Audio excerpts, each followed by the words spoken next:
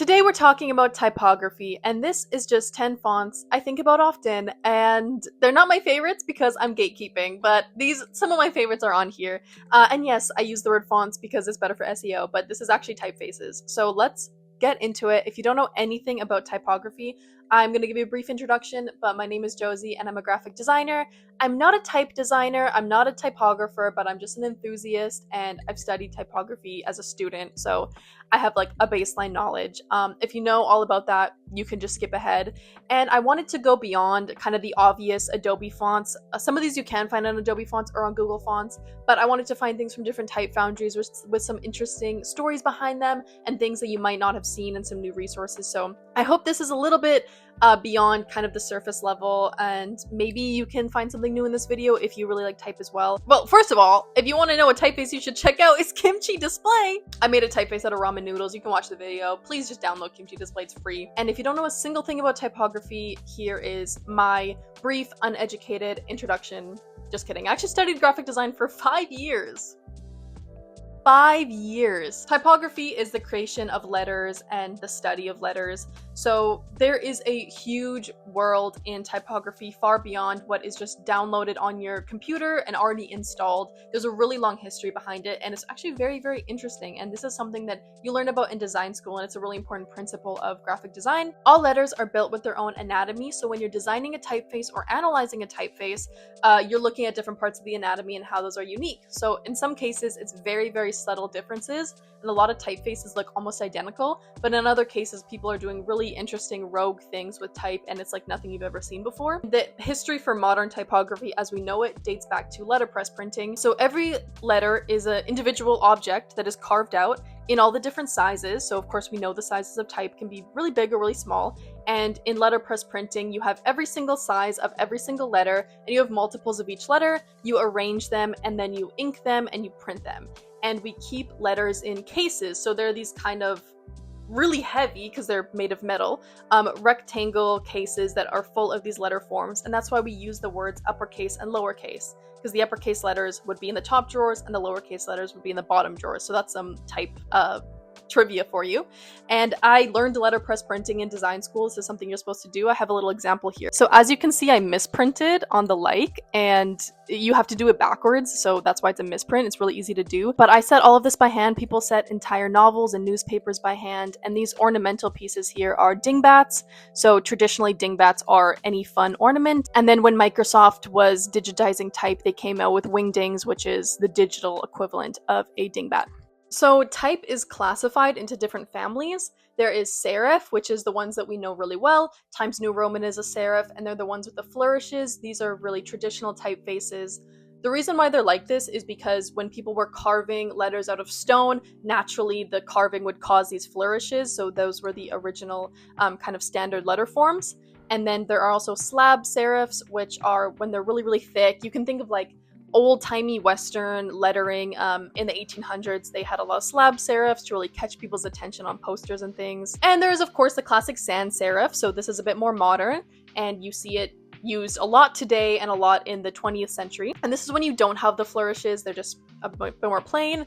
The most popular that we know is Helvetica, it's a classic. There is the really beautiful scripts, which are of course more formal, a bit more ornamental. Then there is black letter, which is what we know of as like very medieval kind of lettering, and it's a derivative of calligraphy. We learn calligraphy in design school as well, like very traditional calligraphy. There is also display typefaces, which are ones that are meant to be used kind of in large formatting. They're not meant to be read like in books or anything, but they're really beautiful.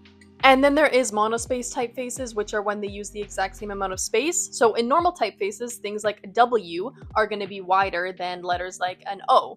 But in monospace, they're exactly the same. In design school, we learn about all of these. We also learn about analog methods such as sign painting. This is a career that you can have. You can hand paint letter forms for a living. It's really cool. You can also be a professional type designer. So this is where you design type for a living. You can make typefaces that are for sale. You can make typefaces that are custom for brands, and type foundries are kind of companies that sell and license typefaces. So they're often done on a license basis.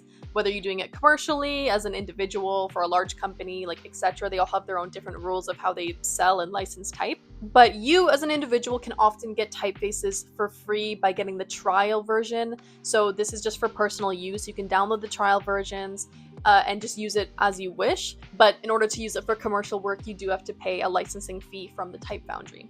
Now, the way that we advertise and display typography is using what's called a type specimen.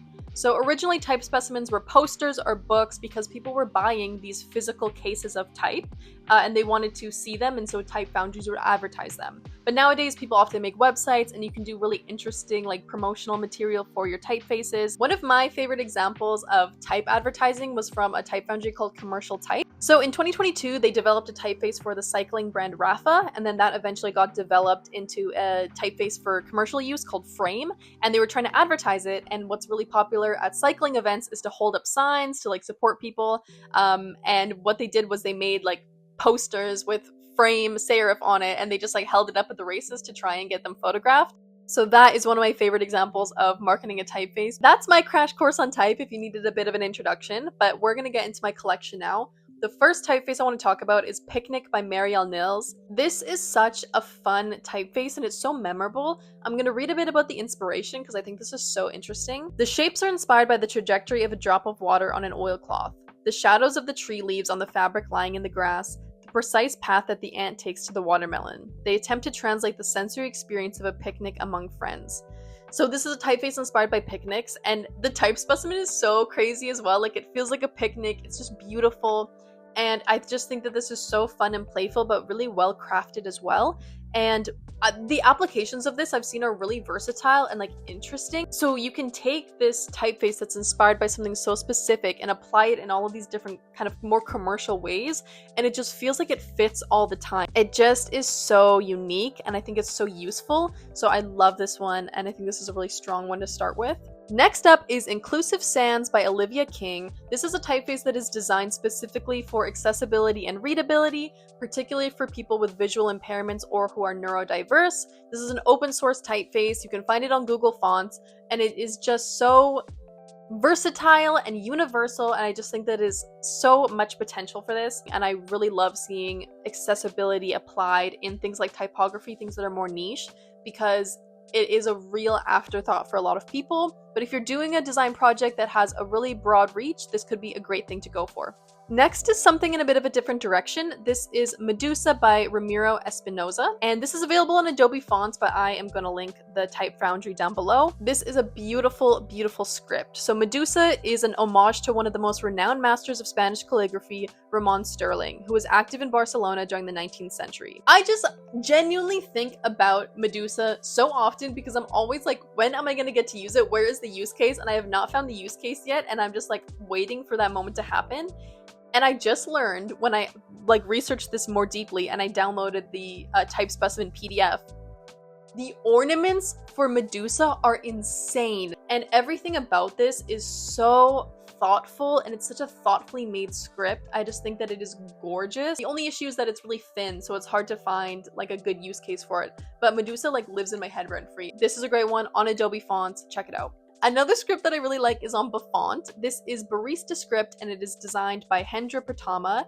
There's actually not a lot of information on this. It's not on his website or anything, so I feel like I got kind of abandoned. It creates these cool negative spaces with the overlay, and I actually used it in a project of mine ages ago that when I did like a shampoo brand. These type specimens just do not do it justice. It is so great in use, and it is just so fun and cool, and I feel like especially for product packaging, this is a great one to go for. I just feel like this is such a hidden gem, and I needed to share it with somebody. This next one is available on Adobe Fonts. This is Megazoid by David Jonathan Ross. Megazoid celebrates the awkwardness of raw geometry. With little in the way of fine-tuning or optical compensation, it mashes blocky rectangles together with circular counterforms to create striking abstract shapes. Megazoid is just so retro futurism. It's got that perfect kind of push. It's right to the edge, but it doesn't go over. I love the circular counters. I love the E's and the A's, how they're like almost illegible. It's like, what is that really? But it just goes there. I also did a 3D model using Megazoid one time, so this creates a really fun like 3D shape. I think this just has the potential to go into so many different directions, whether you want it to be playful, serious, it can just really take it there. We're gonna have this conversation. I found this while I was reading It's Nice That ages ago, and this has genuinely stuck in my head ever since. Biceps Grotesk by Artem Tarasov and Artem Taradash. Wow. When I say this is design, when I say this is goals, when I say this is where I want to be and this is where I reach for every single day, it's Biceps Grotesk, because it is so like, what? It's so like, huh? It's crazy, and I'm obsessed with it, and I like actually think about this a lot. So to quote the creators, we stumbled upon a dumbbell shape made from square and triangle modules. We thought it was cool just because it was so weird. Logically, we added hands to hold the dumbbells, and then, well, we lost control. So it follows this modular grid, but then it creates this like crazy organic shapes. And one of the best things is the Type Specimen website. It's hilarious, and they use these crazy like AI videos and images of these guys with crazy biceps in like offices. And this is my favorite use of AI I've ever seen, because when AI looks so fucking digital AI, weird, like uncanny valley, I'm obsessed with it. I eat it up. And you guys know, like, I'm a bit of an AI hater, so this is one that I think is so funny. And it's just like, what? It's crazy. It almost has this kind of like dropping ink effect to it. The presentation, the uniqueness, the way that they just really went there and they really pushed it with this. I really think about this a lot, and I think that this is like goals. Design goals. We need something from DaFont. If we're not talking about DaFont, we're not talking about fonts, okay? If you don't know what DaFont is, it's like, you know, there's also 1001 fonts. It's just these websites that when you Google free font, it goes there, and they're all like bad. No, not all bad, obviously, because I'm going to mention one. But a lot of them are like, girl, what are we doing? Early internet vibes, and this is one that I love. It is Boingo, and the type foundry is Bright Ideas. I could not find very much information on them. All I could find was this like one quote that said, Bright Ideas is a foundry which made over 500 fonts, mostly in 1998 to 1999, and Boingo hits the mark. Boingo is, to me, very shoe diva. Boingo is really nostalgic to me. When I saw this, I was like hit with like a wave of nostalgia, because I grew up in the 2000s. This reminds me of like so many things from the time period, like online, the video games we played, and like the things that we would purchase. And again, like, it is very shoe diva. It's just so cute. And I think if you want to do things that are more, you know, kind of early 2000s inspired, go into font, find some of these more kind of older typefaces and things that really bring out that feeling. Because if you want something that is accurate to the time period, go on these type websites where it's like kind of a graveyard of these different things. This one was posted in 2005, I think. It is just like takes you back, and that's the funny thing about type, is it can evoke so many things. And the fact that I'm looking at this like ugly ass typeface and I feel so nostalgic for it, I think is just a really beautiful thing. This is Chosmos by Christian Vargas. So it is a display type born from chaos yet shaped with intent, bold, chunky, and unapologetically dynamic in its organic forms. It draws inspiration from explosive energy and the fluid aftermath of motion.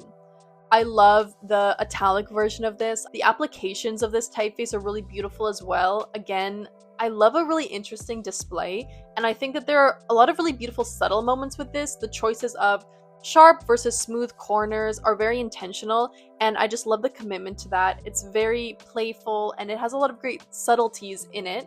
If you really study this typeface, it is really gorgeous, and I love just the chunkiness of it and how that translates to different things. Obviously, it's meant to be playful, but it's so well crafted, and it definitely is not taking itself too seriously.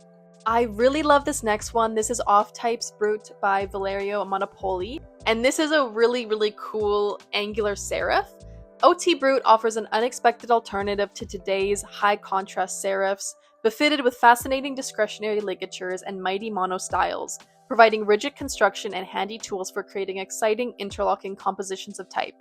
Your brutal bestie. And it is brutalist in the best way. Again, the italic for this one is really, really fun. I really want to see this in a luxury setting. That's what I think about often. That's what I jump to. I think that would be so much fun, especially like this italic in a luxury setting. I just love the light weights of this. It just has this angularity to it that is so confident, and I just love it. Lastly, I wanted to highlight something that had a really interesting origin. This is Excessive by Clara Dusson. I love the drama of this. I love a really dramatic, thick, super condensed typeface, but I just wanted to tell you about this project. So this comes from a typography class from the school ESAD Valence. where they digitized the wooden typefaces in their collection. They did a lot of repairs to them, and you can now access those on the website, which of course I'll link down below. And there are some really great historical typefaces and some really beautiful dramatic display typefaces, including excessive. And if you want a true historical reference, this is a great thing to pull from because these are literally digitized wood block letters. Their goal is to continue fixing and digitizing these letter forms and to hopefully make some new ones. So this is a really, really cool project. That is all 10. I hope you guys enjoyed this. I could go on and on and on about different typefaces. If there's any typefaces that you want to shout out, please comment down below. Any type foundries that you think are really interesting, please share, and also like and subscribe, obviously. I'll see you guys in the next video.